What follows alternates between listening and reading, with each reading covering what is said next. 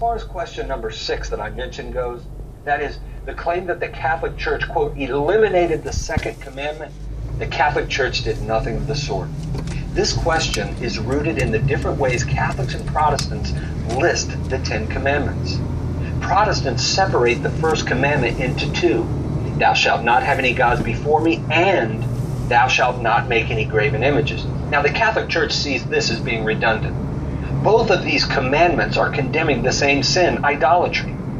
Now, though the Catholic Church has never actually infallibly defined the manner in which the commandments must be listed, the general practice of the Church here just makes sense. Separating the first commandment into 2 commandments may not be so bad, but the real problem comes in at the end of the list.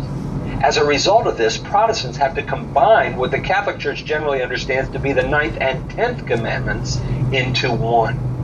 Instead of thou shalt not covet thy neighbor's wife being the 9th, and thou shalt not covet thy neighbor's property being the 10th commandment, Protestants make that into one commandment. Thou shalt not covet thy neighbor's house, wife, etc. Now, this has at least the appearance of placing a wife on the same level as property, not to mention appearing to equate adultery and desire for another's property. Big problem. Now, in defense of the Protestant position, if one takes the commandments only as they are listed in Exodus 20, it can get confusing.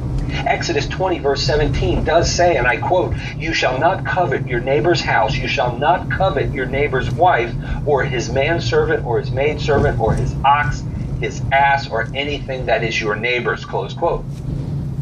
This rendering of the commandment contains nothing that's in error. In other words, it's wrong to covet your neighbor's house, wife, or anything else. This is obvious because we're talking about the Word of God here. And this rendering of the commandments was not attempting to place women on the same level as property, despite appearances. It was simply listing no-nos here. However, in Deuteronomy, which was written after Exodus, the problem is solved by a more developed and detailed list of the commandments. And we have to remember that there is progressive revelation in the Old Testament.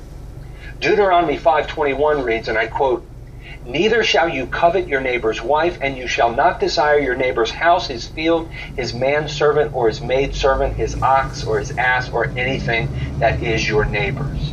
The inspired author clearly separates wife into a separate sentence and uses a different verb for covet than it is used later for the desiring of a neighbor's property. This was evidently done in order to ensure the dignity of the wife is protected. She cannot be viewed as property here, but at the same time, it becomes clear that we're talking about essentially different commandments. So the Catholic position seems the only tenable one. There is an essential difference between coveting your neighbor's wife and desiring his property. 2 different Hebrew words, 2 different commandments here. God bless you.